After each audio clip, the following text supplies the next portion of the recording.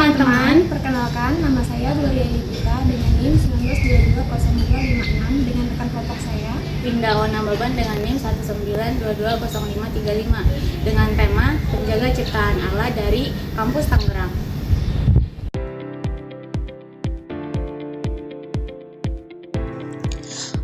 Pada kesempatan ini, saya akan menyampaikan tema tentang penjaga ciptaan Allah.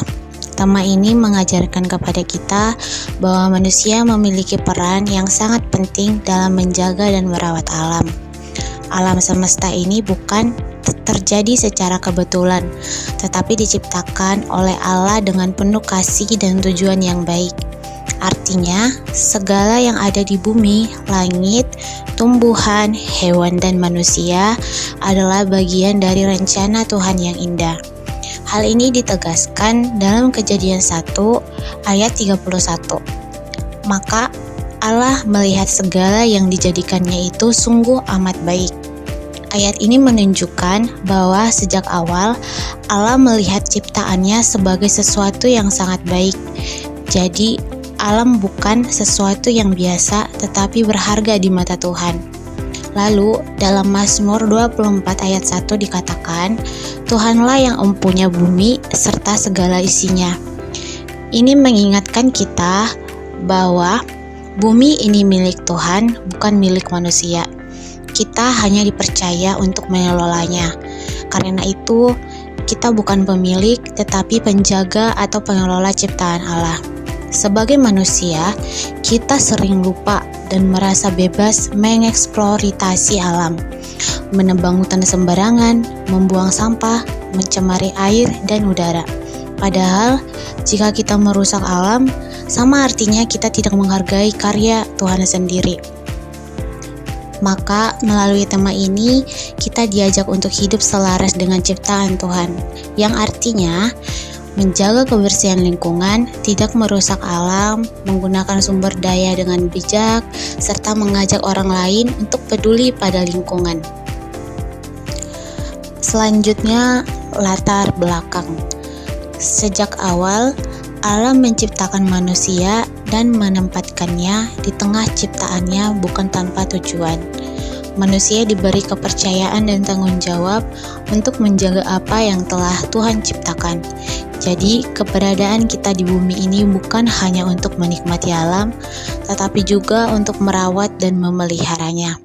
Namun, seiring perkembangan zaman, kita bisa melihat bahwa manusia semakin fokus pada kepentingan pribadi dan keuntungan ekonomi. Banyak orang lebih mementingkan hasil, uang, dan kenyamanan tanpa memikirkan dampaknya bagi lingkungan. Akibatnya, tanggung jawab sebagai penjaga ciptaan Tuhan mulai dilupakan. Padahal, Alkitab dengan jelas menyatakan dalam Kejadian 2 ayat 15, Tuhan Allah mengambil manusia itu dan menempatkannya dalam Taman Eden untuk mengusahakan dan memelihara taman itu. Ayat ini menegaskan bahwa sejak awal manusia dipanggil untuk mengusahakan dan memelihara, bukan merusak. Artinya, bekerja dan menjaga alam harus berjalan bersama. Kemudian dalam Amsal 27 ayat 18 dikatakan, siapa memelihara pohon ara akan memakan buahnya. Ini mengajarkan bahwa ketika kita memelihara dengan setia, kita juga akan menuai hasil yang baik. Jika kita menjaga alam, alam pun akan memberi manfaat bagi kehidupan kita. Oleh sebab itu, kita diingatkan untuk mengubah cara pandang dari yang hanya ingin mengambil keuntungan menjadi pribadi baik yang bertanggung jawab dan peduli terhadap lingkungan.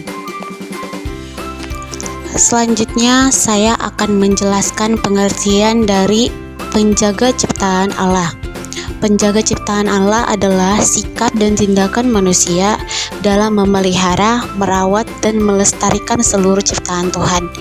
Ini bukan hanya soal teori atau pengetahuan, tetapi tentang bagaimana kita hidup dan bertindak setiap hari terhadap lingkungan. Manusia tidak diberi hak untuk merusak alam, tetapi diberi kepercayaan oleh Tuhan untuk mengelolanya dengan bijaksana. Artinya, kita adalah pengelola atau penata layanan, bukan pemilik. Alam ini milik Tuhan dan kita hanya dititipi.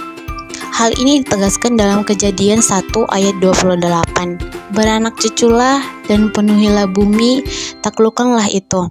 Ayat ini sering disalahartikan seolah-olah manusia bebas menguasai dan mengeksploitasi bumi.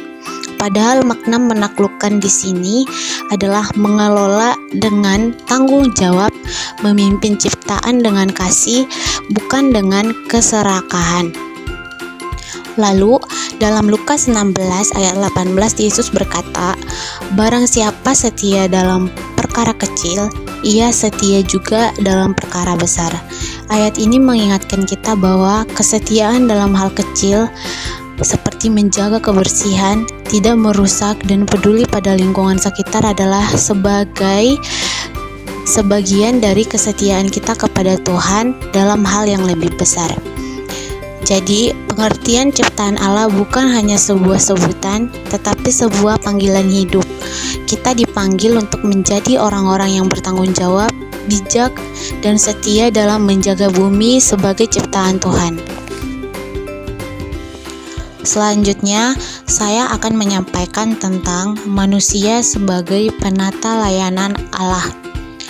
Manusia diciptakan bukan sebagai pemilik mutlak bumi, tetapi sebagai penata layanan Allah.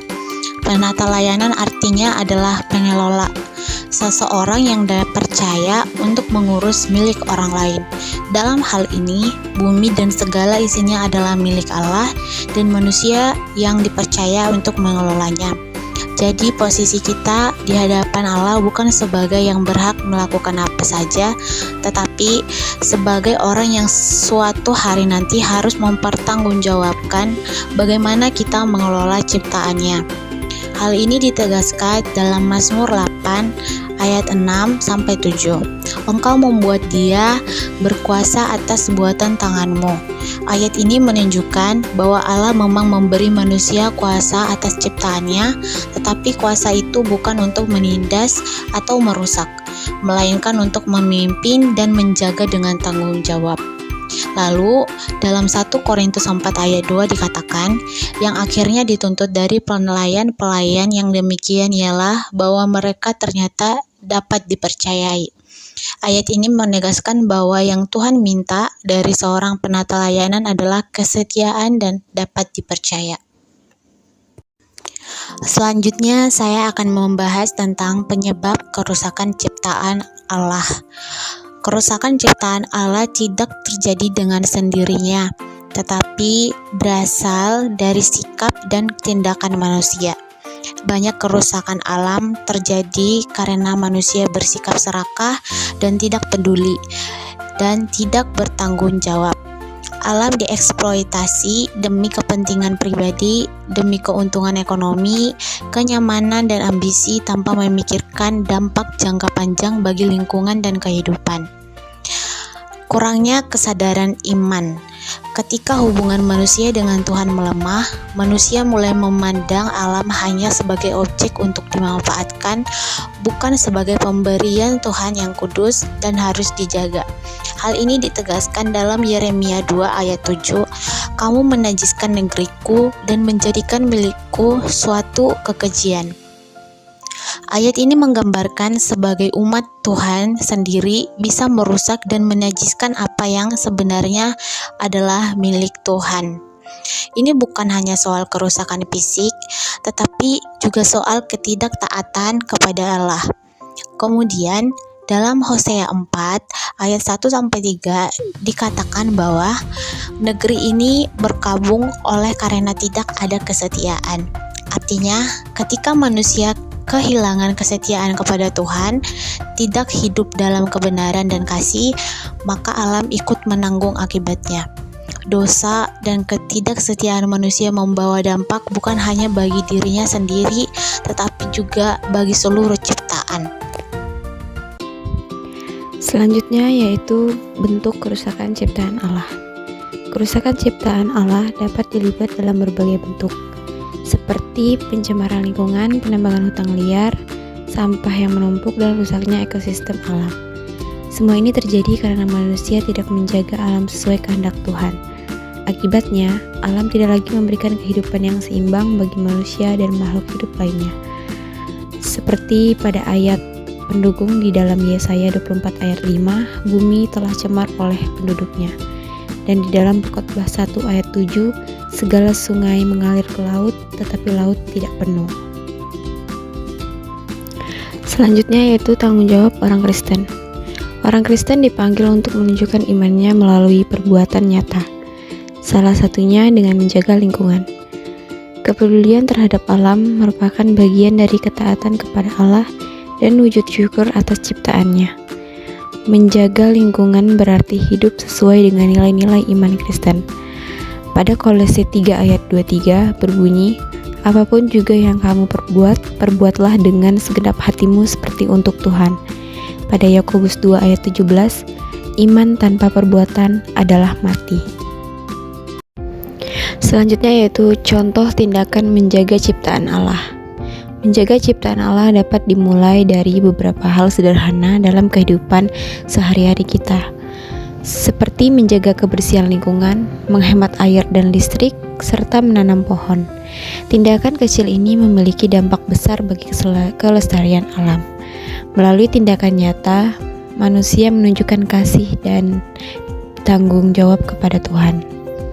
Pada Amsal 12 ayat 10, yaitu orang benar memperhatikan hidup hewannya. Galatia 6 ayat 9, janganlah kita jemu-jemu berbuat baik. Selanjutnya yaitu menjaga ciptaan sebagai wujud kasih. Kasih kepada Allah tidak dapat dipisahkan dari kasih kepada sesama dan lingkungan. Kerusakan alam berdampak langsung pada kehidupan manusia, terutama bagi generasi yang akan datang. Dengan menjaga ciptaan Allah, manusia turut menjaga kehidupan bersama dan mencerminkan kasih Kristus. Pada Matius 2 ayat 37 dan 39, kasihilah Tuhan Allahmu dan kasihilah sesamamu. Roma 8 ayat 19, ciptaan menantikan dengan rindu akan saat anak-anak Allah dinyatakan. Selanjutnya yaitu kesimpulan, menjadi penjaga ciptaan Allah adalah panggilan iman setiap orang percaya. Tuhan mempercayakan bumi kepada manusia untuk dijaga dan dilestarikan. Melalui sikap bertanggung jawab terhadap alam, manusia memuliakan Tuhan dan mewariskan kehidupan yang baik bagi generasi selanjutnya. Pada Wahyu 11 ayat 18, engkau membinasakan barang siapa membinasakan bumi. Mazmur 115 ayat 16, langit itu langit kepunyaan Tuhan, dan bumi itu telah diberikannya kepada anak-anak manusia.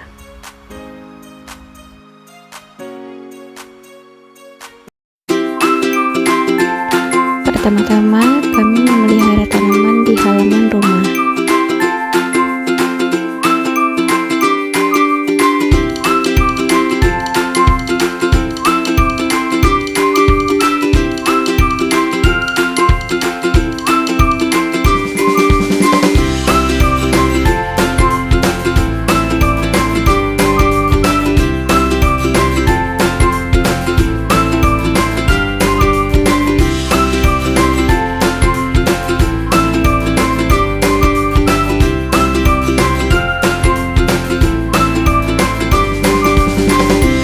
Kemudian kami menyiram tanaman.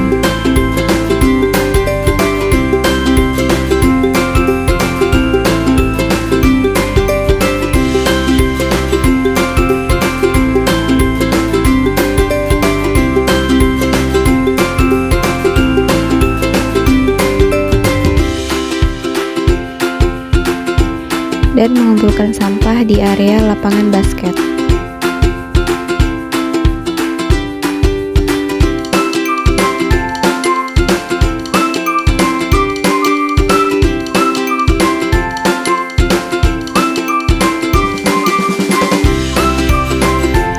Sekian video dari kami, terima kasih sudah menonton. Tuhan Yesus memberkati.